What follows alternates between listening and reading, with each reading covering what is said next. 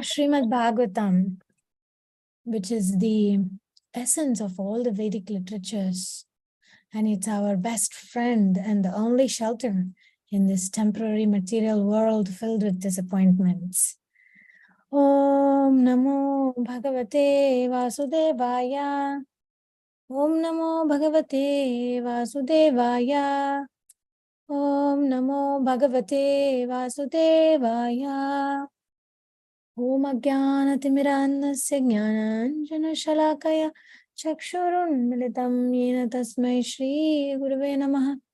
Namam Vishnupadaya Krishna Prishtaya Bhutale Srimate Bhaktivedanta Swami Niti Namine.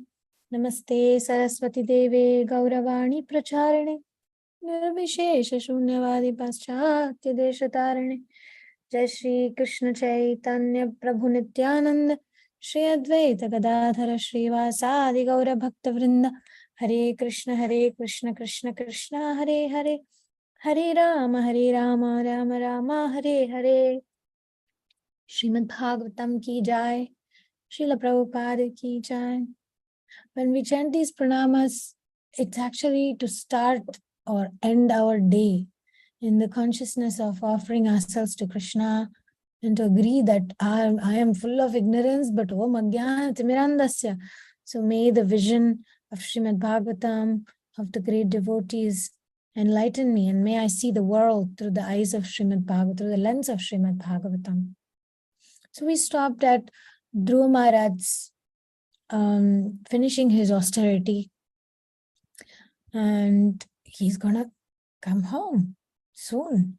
And there's this whole beautiful dialogue between the Lord and Dhruva Maharaj. And Dhruva Maharaj has had a transformation of heart. And Dhruva Maharaj's story is an example that spiritual knowledge is not about information, hearing this, learning that, learning this.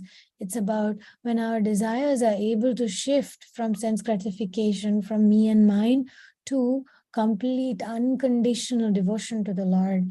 And that's what we learn from all these great characters of Srimad Bhagavatam. So Dhruva has declared, I'm merely an ignorant child. I was interested in childish things. I only knew what I knew.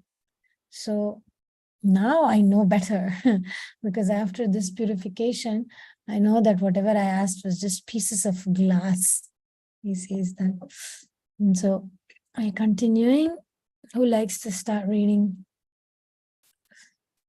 Dhruva asks important question.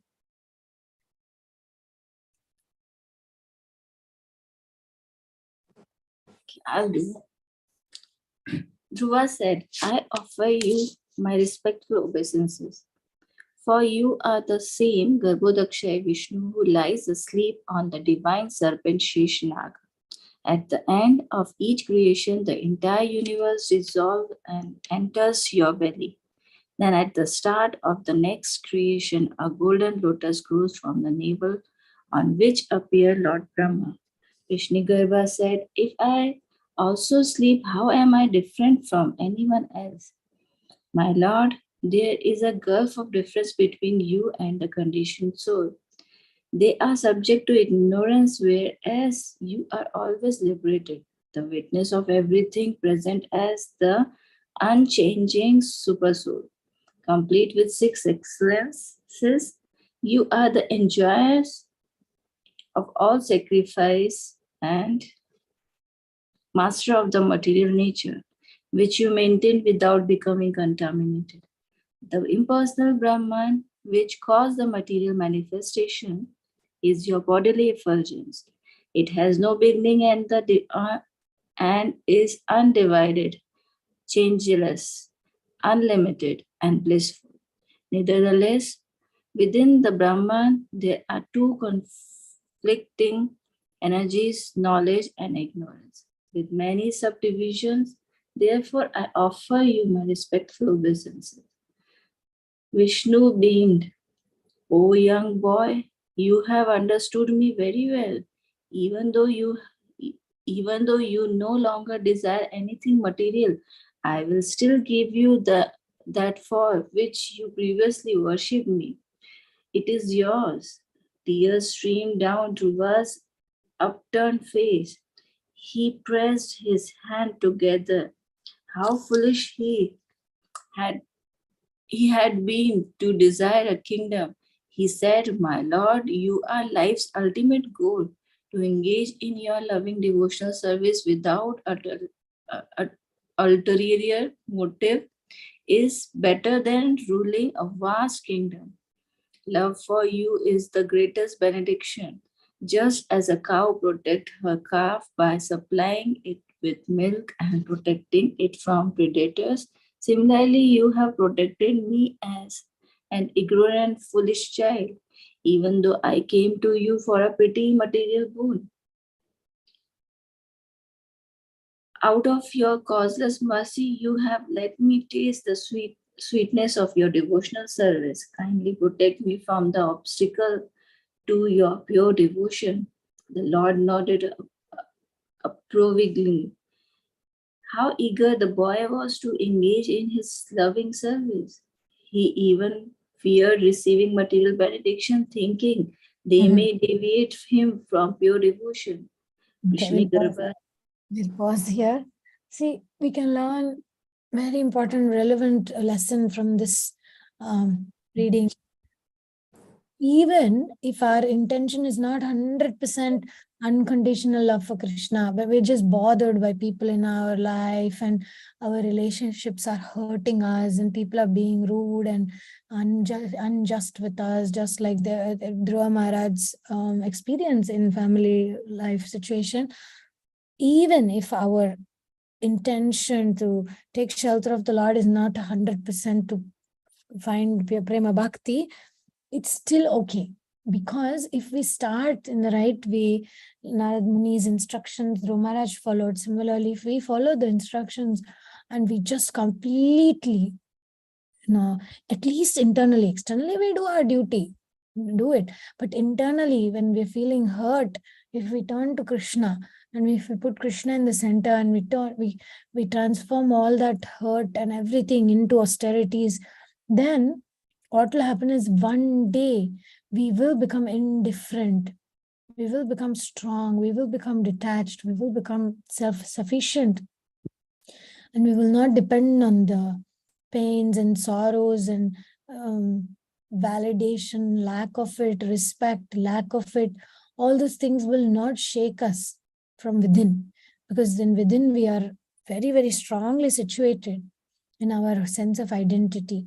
All the relational issues that disturb us is only because we are not sthira prajna. We are not situated in a deeply spiritual consciousness.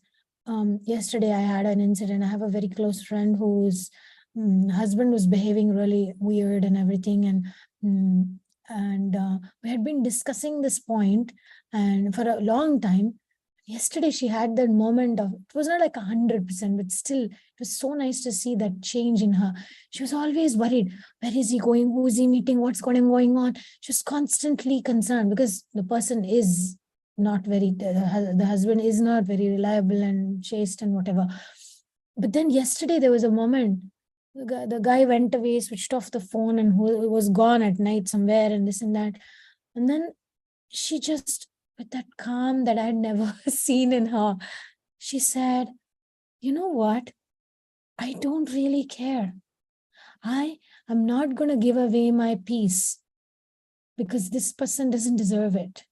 I'm going to chant and this person chanted like 50 rounds or something yesterday, because yesterday was a tough day for her and everything. I connected with her like a couple of times and it was so inspiring to see that transformation. Initially, the focus was more like to change the other person. But then eventually, like exactly like Dhruva Maharaj's transformation, she just had this transformation. Like Dhruva didn't think, I have to teach a lesson to somebody. He just left, right? He just left to the forest. He wanted to save himself. So when we attempt to do that, when we attempt to save ourselves and go away from the situation, and sometimes it's not about physically go away, it's about emotionally disconnecting. And then we just say, you know what? I actually don't care. I'm indifferent to the situation. It is what it is. My goal is something else. It's really empowering. It's really empowering to be detached, to be indifferent. Of course, it's not a overnight change. It'll take a while, and we may go back. We may go 2 steps ahead, come back 1 step. All that can happen, but it's very, very, very empowering to be detached. Oh, Rajastali Mataji.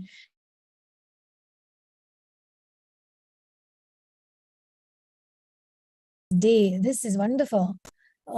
May all of us, we can pray for Rajastali Mataji to find deep attraction, connection to Sri Krishna and Radharani.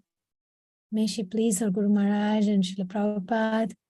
May she find absorption in the scriptures and be able to take shelter of the holy name always. And may she keep inspiring all of us the way she's doing. And we wish you the greatest success and happiness, Rajastali Mataji. Thank you so much. Thank you.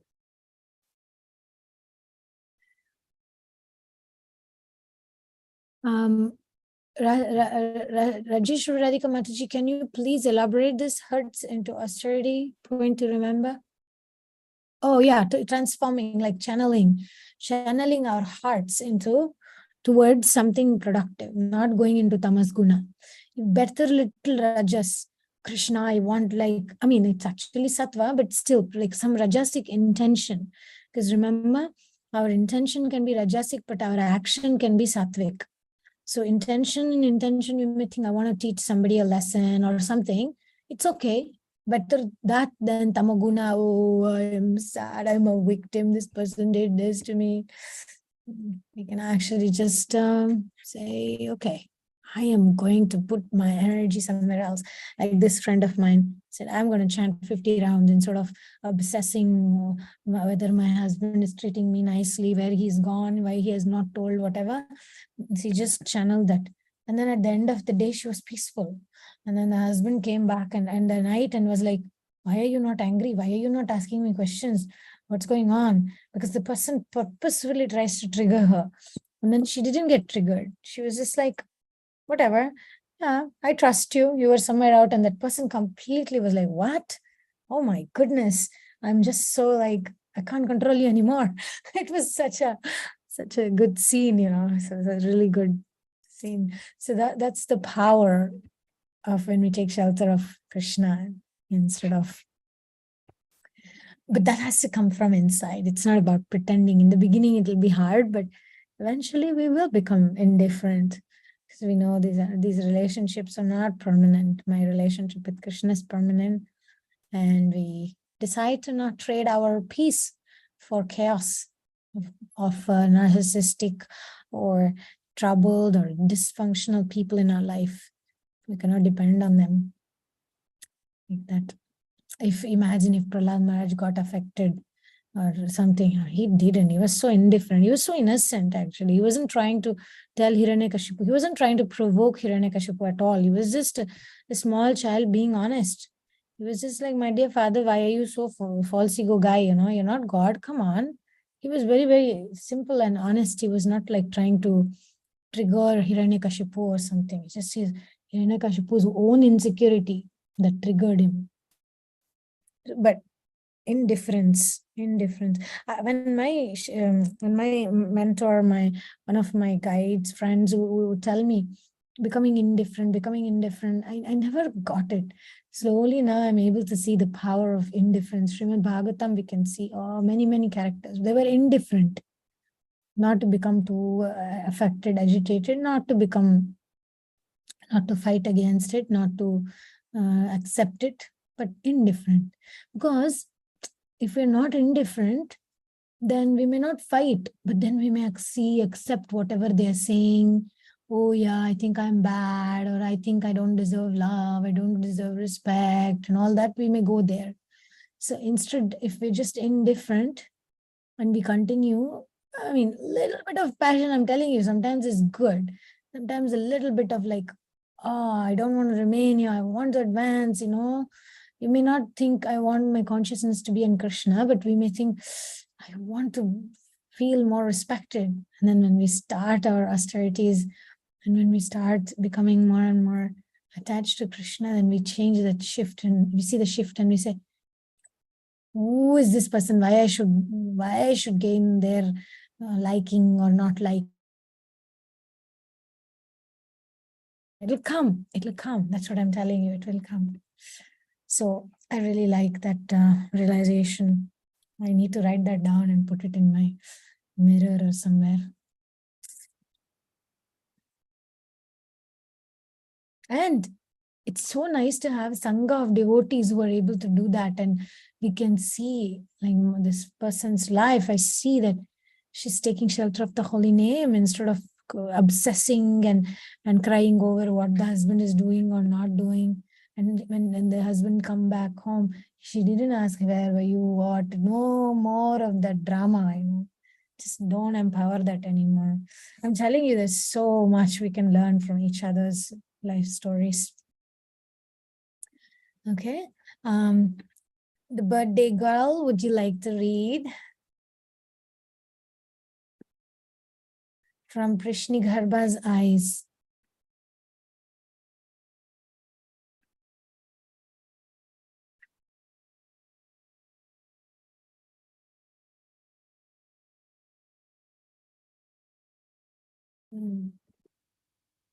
Rasistali Mataji, would you like to read? Yes. Okay. Prithvi Garbha's eyes moistened. Dhruva's bhakti was so advanced that he would never give it up, even if he received immense material opulence. The Lord said, O prince, you determinedly followed your vows with a desire to obtain a kingdom greater than all your forefathers.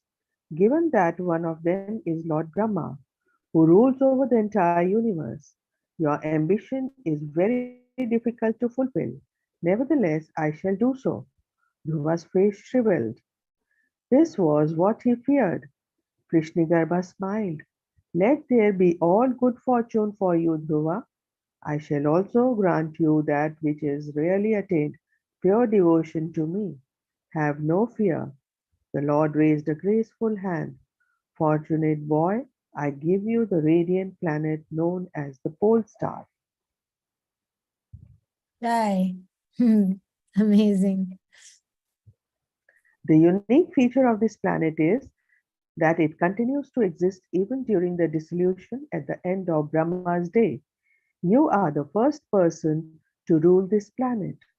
All other stars and planets, including the planets of Dharma, Agni, Kashyapa, and Shukra, circle is just as a bull circles a pole to which it is attached. You will inherit your father's kingdom when he retires. You will thus rule the entire world for 36,000 years, and all your senses will remain as strong as they are now. In Wow. other words, you will never grow old. When your reign on earth comes to an end, you will rule the pole star. Now please hear what shall become of your stepmother Suruchi. Because of her offense to you, she will become mad when her son Uttapa is killed on a hunting exhibition. She will go to the forest in search of him and perish in a forest fire. Dhruva looked down. This was all his fault. Vishnu continued, now hear more about yourself. You will not engage your material opulence for sense gratification, but for sacrifice and charity. Since I am the heart of sacrifice, you will think of me throughout your sojourn in the material world. Thus, at the time of death, you will remember me. When this body is finished, you will go to the pole star, which is one of my eternal spiritual planets. It is worshipped by the residents of all the other planets and is situated above the planets of the seven sages. After going there, you will never return to the material realm. My dear Dhruva, because I am pleased with your worship, you will reside with me on my own planet, the pole star. Wow. Krishnikarba then mounted upon Garuda and returned to his own abode. We can pause. Maitreya, We can pause it. Mataji, I have a question. Mhm. The Krishna Garba is saying, I'm pleased with your worship. You will reside with me on my own planet, the pole star. He's saying that. Yeah, the does what? Sorry? Is your question, if I'm So we know that he resides. Lord resides in Golok Vrindavan. So yes, what about this pole star? He's saying that it's my own planet. Like yeah, he made this for. That's why he's calling this my own planet. okay. My understanding is that see, like even in the beginning, right? I don't know from where I can start the answer, but I will start from the planets, right? There are the planets, right? All these planets, Sun, Moon, Mars, Jupiter, Mercury, Venus, all these planets are there, right? It's not that Krishna created them and then gave. Actually, all this existed. Then one point, Sun and Moon were in charge of everything. Sun, especially, is in Surya Narayan anyway. Then slowly, there were different souls who became gradually qualified, you can say, so to speak.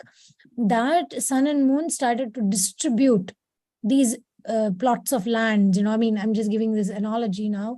Like, imagine there is a place and there are plots, and then different people come and they take ownership, right?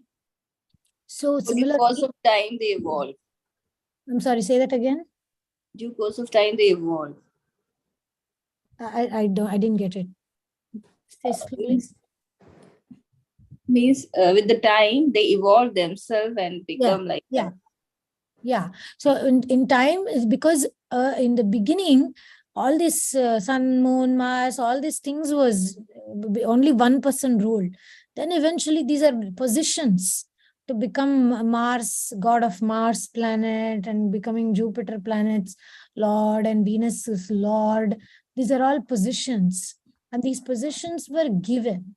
So now Polar Star always existed. Krishna has so many spiritual planets. So that's the point. The Dhruvaloka is spiritual because it's not material. It's not annihilated at the time of devastation.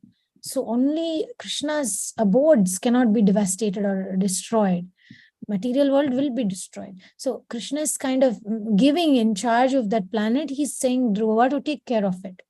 But it's not that he created a new planet at the moment to give it to Dhruva. It already existed.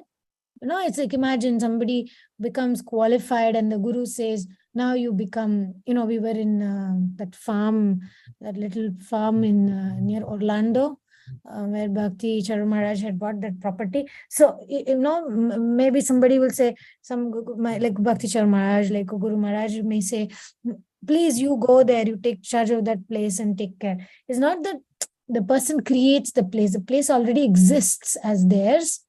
Then they may put somebody as in charge. So when Vishnu is saying that you will reside with me, it's because it's his abode as well. And Vishnu has expansions. Different forms of Krishna are in different places. This is Prishni Garbha coming here. It's not Tribhangi, Shama Sundara coming here. Obviously, we must note that difference as well. Shama Sundara resides in Goloka Vrindavan with the gopis. Okay. But here we are speaking about Prishni Garbha, and Prishni Garbha does reside in Polar Star. And now it's going to become known as Dhruvaloka. So it's like that. Is it clear? Does it help?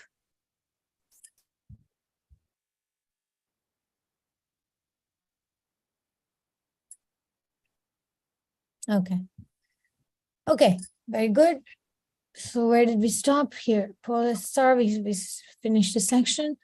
Who would like to read? Prema Pallavi Mataji, would you like to read a little bit today? Yes, Mataji, sure. Yes. Maitreya concluded, although the Lord has granted this desire, Dhruva was not happy. He returned home with a heavy heart. Rising to his feet, the sage said, Vidura, you must be hungry. You have not eaten anything since yesterday.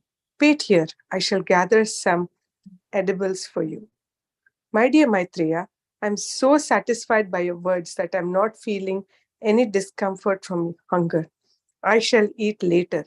Please finish telling me about Dhruva. I'm confused why he was unhappy. Maitreya settled back down. What do you find confusing? Any guesses? He's really sad for Suruchi. See, that's the heart of a devotee. Okay, please. Vidura said, the only devotees who can please Krishna are those who neglect everything material and accept him alone as their life and soul. Wow. Krishna only allows such elevated souls into his abode. Due to Dhruva's wisdom and determination, he quickly achieved this position. Why then was he sad? He felt ashamed to have initially worshipped the Lord for a great kingdom and revenge on his stepmother. When he saw Vishnu, he became purified of these desires and asked for pure devotional service. However, the Lord did not at first promise this, but rather said he would satisfy Dhruva's original desire. Dhruva worried that Vishnu might have thought that he still harbored his original desire. Then, when the Lord told him that Surichi would suffer, he was reminded of his past envious nature. All this made him feel ashamed. Okay, let's pause there. Even personally, I have sometimes this experience that because of studying Bhagavatam again and again, studying the great devotees' examples again and again, that conditioning which is there, like, why I'm not respected, why they don't treat me better, I wished I could teach a lesson, all that gets transformed. And then we just become like, become happy. Like we were discussing with this friend of mine. If your husband is happy going to somebody else, talking to somebody else, doing something else, okay, be happy for that person, like that, just that shift of not wanting anybody, not wanting to possess anybody, not wanting to control anybody, and not becoming afraid that something will happen without the will of the Lord, nothing will happen. That stage, to reach that stage of attachment to Krishna and detachment to whatever it is that we want to control in this world, it's a very golden stage to arrive at. And here Dhruva Maharaj has had a transformation of heart. He's not saying, aha, Suruchi will now finally learn a lesson. He's not saying that at all. And this is what makes him Dhruva. And this is what Krishna knows about him. And that's why he gave him the Dhruva Loka. So let's do a little bit of introspection here. How much do we have this tamas guna, rajas guna? How much do we feel resentment, anger? How much do we think, oh, Krishna will teach that person a lesson? How do we know? Those persons may not be punished by Krishna because maybe for that person, what they're doing is the best. And Krishna sees their intentions. We don't know. Sometimes we judge other people's actions and we judge our own intentions, right? But what if the intention of the other person is not what we think? Maybe their action is wrong, but we don't know. We cannot be the judge. That's my point. And here, Dhruva Maharaj is very aware of the fact that he's not happy. But this is my conclusion about this topic also, that sometimes people hurt us, right? Harm us. And we don't even need to say they will suffer. They will suffer. These consequences will be there. When we were having I know one of my clients, the very, very narcissistic personality, husband and everything, very, very jealous, very possessive, doesn't send the wife for kirtans and this and that. And then the lady was saying, this person is going to suffer. And I said, the person is already suffering. Already they have this mood, they hate everybody, always criticizing the sannyasis, always in the mood that I am the greatest, everybody else is less than me. No, the tendency itself is a curse. I was telling her, you don't need to curse this person, this man, this devotee. He's already cursed. He's already suffering. And because of that suffering, there's no peace, there's no happiness.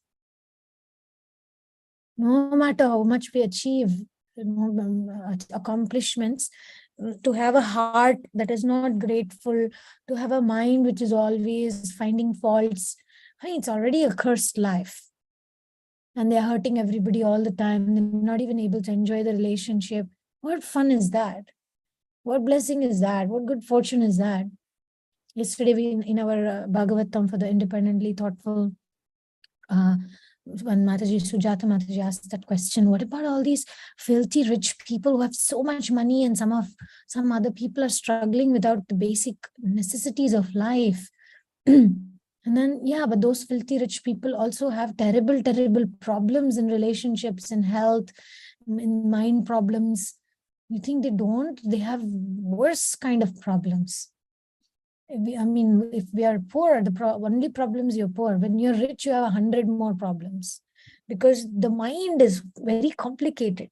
And rich is not, doesn't say is a good karma.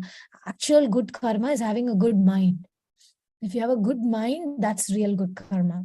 I know my servants, here in Mayapur, I have like a couple of servants. They come from very poor background, very poor. They don't even have like a concrete roof over their heads. And they are such inspiration for me, because they have good karma. They don't have great wealth and this and that, but they have a mind. My maid, she passed away on Gaur Purnima.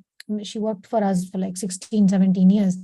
And then she had such a good mind. She always wished well for others, no tinge of jealousy. She was able to celebrate in other people's happiness. And she would work hard to make her living. She will not like beg anybody. Old lady she was. And then her family only works for us even now. And they just have that. She has this mindset. I'm not bowing before anybody. God is my master. Somebody else offered her a job for more money and all. She said, no, I don't want to go. Dignity is important for me, and Krishna will take care of me. She's the only earning member. Husband doesn't have a job. The children, one child is deaf and dumb. The other child has some health issues. But she has this, yes, some bad karma in that regard. But the real good karma that I can see in them that I don't see in many wealthy people is a good heart, good mind.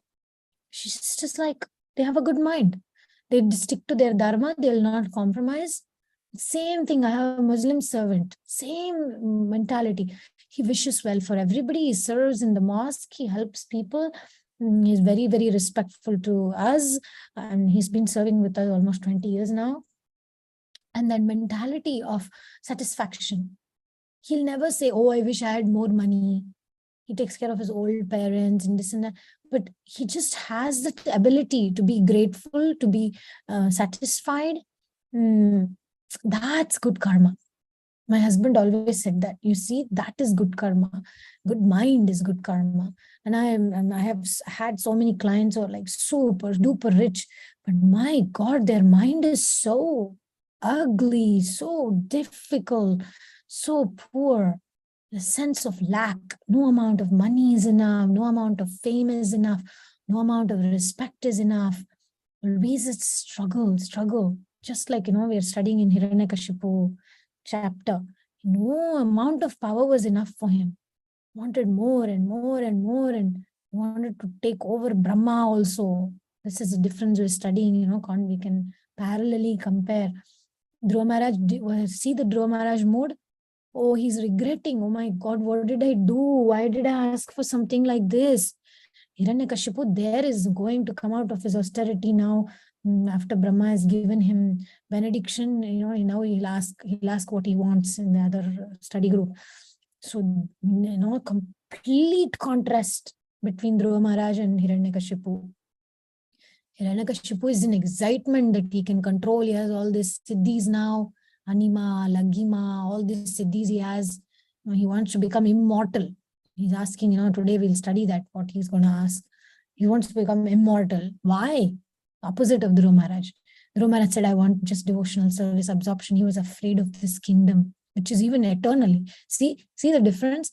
Krishna gives, because Krishna it is, that's why. Krishna gives Dhruva Maharaj undestructible kingdom. And no matter how much Hiranyakashipu did austerities, Brahma will say, I can't give you something eternal. I don't have, it's not in my power. So that's a difference. Krishna gives us what we need. He gives us better than what we can ask for. But demonic tendencies to never be, no satisfaction, wanting more and more, hoarding more and more. Here, Dhruva Maharaj is saying, Krishna is telling Dhruva Maharaj, it's not for your sense gratification, it's for your sacrifice and it's for your charity. Look at Hiranyakashipu, the other side, right? It's going to be just, he can harass everybody. Already he's been harassing everyone. Now he wants to harass even more. That's all he wants it for. See the intention. Action is Sattva-guna, austerity is Sattva-guna. Both of them did austerity only. But the intention is so tamasic, so demoniac.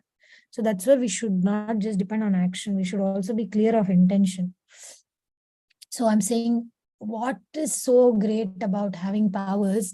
If little Prahlad is not chanting his names and calling him God, he can get so agitated. Yes, Prema Pallavi Mataji. Mataji, I had a question. Actually, because we were actually in the morning here, we were having a regular Bhagavatam study class that we are having. We are reading like the instructions of like Devahuti and Kadva Muni's, Kapil Dev and Kapila Muni and Kapil Dev and Devahuti's conversation.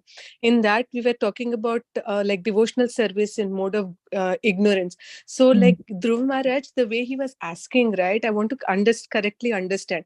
So initially, when he started his tapasya, his austerity, his intention was he was doing devotional service in the mode of ignorance, Mataji. Is that the understanding? But because of the mercy of Narad Muni and because of his determination and the mercy of the Lord, now that devotional service was purified to mode of into the Shuddha Sattva, or is my understanding right?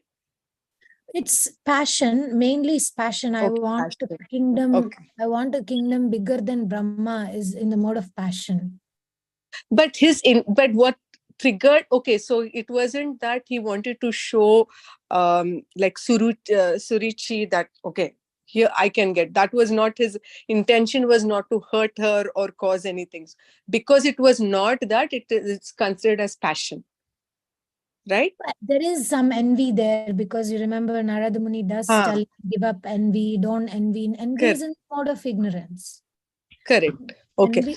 Envy is ignorance. So there's a mixture of passion and ignorance even here.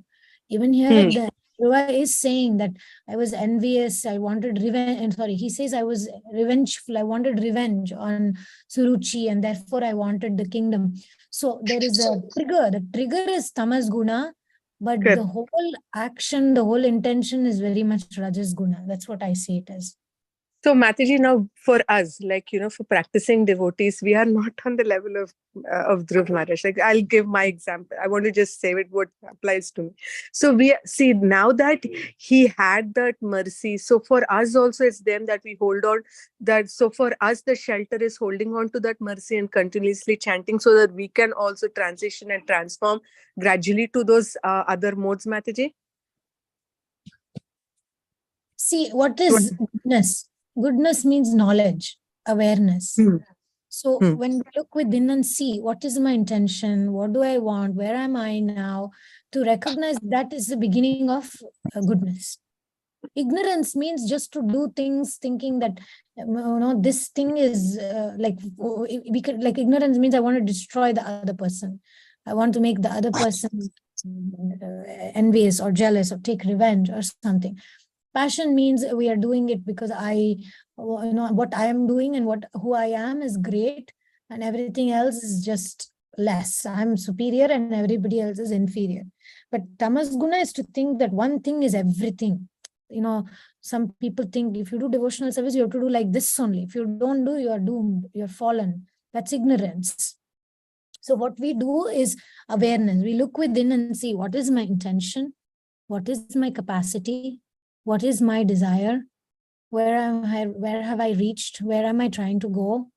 And then we make peace with where we are, but constantly utsaha nishchaya dhairyat, with determination we move forward.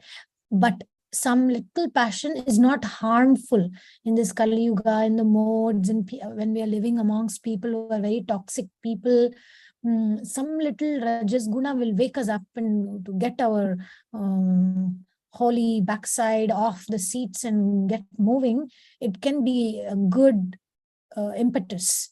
It's not a bad thing to have a little bit of passion, because if we are too much in Sattva Guna, we'll just sit in one place and do nothing, right? We just do nothing, and we just, so like Sattva Guna in these some certain situations when we are living with very, very tamasic people is also not very healthy. We need a little bit of passion to get ourselves out of certain situations. So what I'm saying is there is no ideal Sattva, Rajas, Tamas situation that we are safe under, but only safety is called Krishna in. That 11th canto, I like that so much. The Krishna is waiting at the door, because Yudhishthira didn't call him, Bhima didn't call him, Arjuna didn't call him. They were all busy blaming Duryodhana and Dhritarashtra and Drona and Bhishma. They didn't call Krishna. And Uddhava says, why you didn't go and save them during the dice match? And then Krishna says, I was waiting at the door. I can't just intervene unless a person's free will, by free will, they call me. So sometimes it's not Sattva and Rajas that can save us. It's Krishna. So we just call Krishna in and say, Krishna, I'm in this situation. I have no idea what to do. I am in total tamas.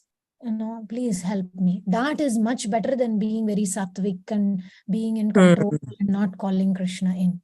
So that's Krishna consciousness ultimately. Wow. Thank you, Mataji.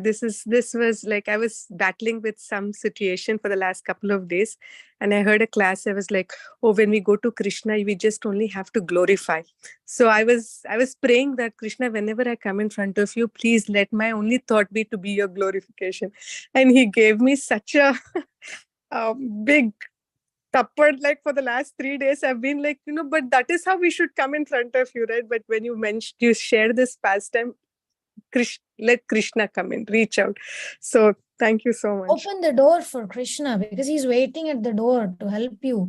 We can't say I'll be all sorted out and I'll pray to Krishna when all my problems are sorted. No, we call Krishna in to participate even in this problem we are in. Even if I'm depressed, I call Krishna. Even if I'm very disappointed, I call Krishna. Even if I'm very hurting, I still call Krishna. I'm not going to say I'll deal with my depression and my emotional breakdown myself and then I'll go to Krishna. That's nonsense. We go to Krishna even with whatever emotion we are with. And that can be the way. That's what Dhruva did exactly. He was revengeful, he was passionate, he was disappointed, and he went to Krishna. And then Krishna helps us to transform that also. We have faith that Krishna will do the best. But whatever it is, we turn to Krishna. Akama sarva kamava moksha kama udharadi. This is the summary of this chapter. To go to Krishna regardless of our state of mind.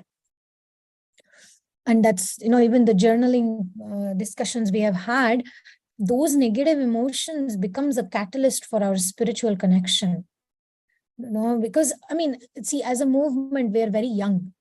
We are still thinking, we don't know what pure devotional service means. We don't know what means pure devotee.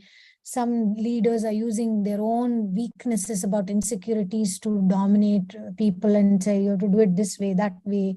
We're still following rituals and we are still following, certain black and white theories, and we're not able to understand that Krishna can accept us as is. He can accept our emotions, the depth of our pain.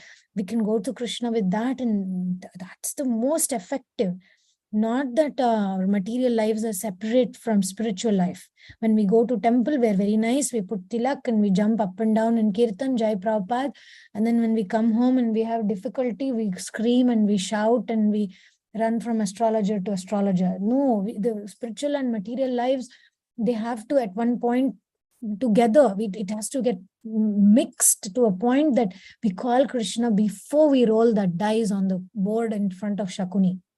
No, actually, Krishna tells Uddhava, imagine, no, if Yudhishthir Maharaj called me to cast the dice on his behalf, just like Duryodhan put Shakuni on his behalf, what would have been the consequence of the dice game, Krishna tells. But unfortunately, Yudhishthir Maharaj didn't, because he was thinking, no, I'll only go to Krishna with pure mind. I will not go with all this. So Krishna says, no, I was waiting at the door that they'll call me.